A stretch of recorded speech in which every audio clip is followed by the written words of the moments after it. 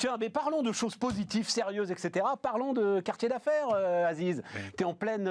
parce que je regarde sur ton compte Twitter, t'es en plein... Enfin, en fait, t'es dans un espèce de roadshow permanent pour essayer de... Mais moi, je veux m'impliquer. Je m'implique dans ces territoires depuis 20 ans sur le développement économique. Enfin, il y a une lapalissade. On sort de la pauvreté en s'enrichissant. Ces territoires sont pauvres, il faut les aider à se développer, à émerger. Ce sont des territoires émergents et je veux créer une dynamique sur de l'investissement, sur de l'implication des entreprises qui sont déjà sur place, dont on ne parle jamais. Ça fait 20 ans qu'on parle de la création d'entreprises en banlieue, super.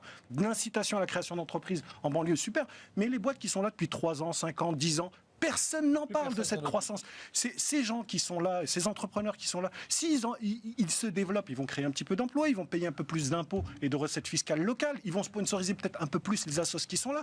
Donc il y a toute une dynamique et un discours et des actions à créer sur la croissance de ces TPE et PME installées dans ces territoires pauvres. Et je suis ahuri de voir que... il y a très peu de choses qui se font sur la croissance. Je parle sur la croissance, pas sur la création ou le primo-entrepreneur, sur la croissance. Le développement.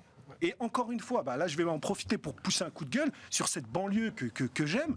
On nous parle souvent de la banlieue comme étant un poste de coût dans le budget national. D'accord, on investit, on nous dit la banlieue ça coûte tant. D'accord, très bien. On nous dit jamais combien ça rapporte. C'est 55 000 boîtes qui sont installées dans les banlieues, dans les 1514 QPV. Bercy QPV, me dit... quartier prioritaire de la ville. Quartier prioritaire de la politique de la ville. Il n'y a pas de data sur quels sont leurs chiffres d'affaires, combien de TVA elles collectent, quels sont le niveau de cotisation sociale qu'elles versent. On a la colonne dépenses sans avoir la colonne recettes.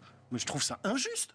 Donc là, par exemple, on a un partenariat avec une société, j'en profite pour la citer, Magic Lamp, qui est une entreprise qui fait de l'intelligence artificielle. On a compilé toute cette data parce que Bercy ou le ministère de la Ville sont incapables de nous les donner, ces data.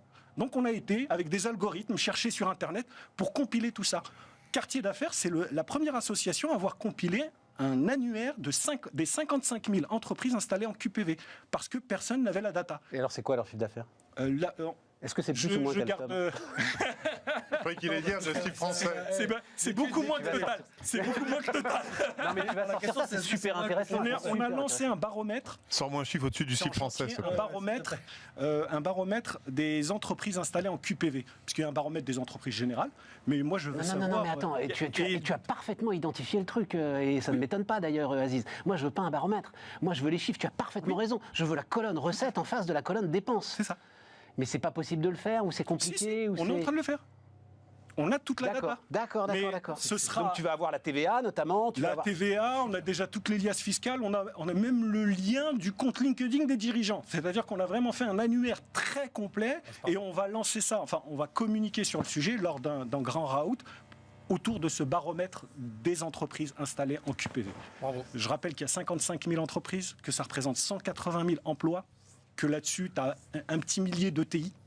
Parce que souvent, on se dit, ça doit être le gars qui fait du VTC ou qui a son kebab. Eh ben non, il y a aussi des ESN à la Courneuve. Il y a aussi des boîtes de BTP qui sont installées là et qui emploient beaucoup de monde. Pas mal de trucs innovants. Donc, il faut que j'appelle tous ceux qui nous regardent. Je veux créer une dynamique sur le sujet. On est super motivés. Donc, tous ceux qui sont intéressés par ces territoires et par la croissance des entreprises dans ces territoires, mais bienvenue. Ton sujet aussi, il nous reste une minute, ton sujet aussi, c'est d'amener toujours des entreprises vers ces territoires. C'est ça aussi. C'est pas seulement la promotion de ceux qui y sont, ça c'est nickel, c'est aussi d'essayer d'en amener d'autres. On a aussi quelques idées, je vais pas en parler aujourd'hui, mais on a quelques idées où on n'a pas besoin de passer par l'Assemblée nationale ou de monter des usines à gaz, simplement par exemple de réorienter les achats responsables.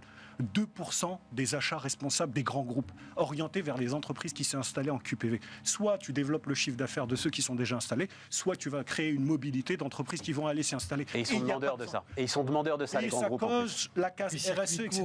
Circuit court surtout. Mais il faut créer une grosse dynamique, parce que, puisque personne ne veut s'occuper, ou presque, de ces territoires d'un point de vue développement économique, on s'y attache et on s'y attelle avec tous ceux qui le veulent.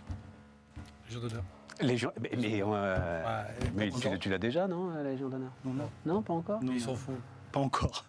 L'Ordre national du mérite ? Même pas. Ordre national du mérite, non ? Il va faire la demande. Les arts, les chiffres et les lettres, comme disait l'autre.